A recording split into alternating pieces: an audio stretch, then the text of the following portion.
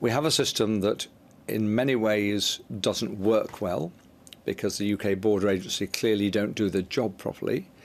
We've reduced the number of people illegally coming in, but we don't have a clue really who goes out.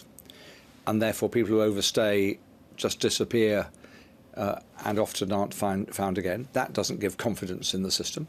Well, there are a number of visas here in Australia that require this deposit. It's a system that's been in place for some time. It's largely seen as pretty successful. Now, in Australia, refundable deposits, or bonds as they're known here, are mainly associated with visas for family members visiting the country for a wedding, for example. A security bond is only asked for if the immigration department thinks there's a risk that the visitor will stay beyond the allowed 3-month period. And the bond is usually between $5,000 and $15,000 Australian dollars. That's £3,500 to £10,000, and it's paid by an Australian citizen or a permanent resident.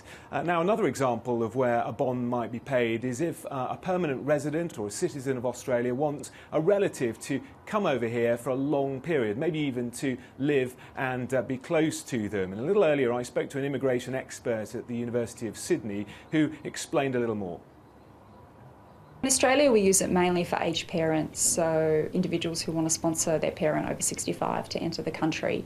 Most of those people come in on a permanent basis, so we're not using it as a requirement for them to leave subsequently. We're using it to ensure that they don't rely upon the welfare state for basically up to 10 years after they arrive in the country.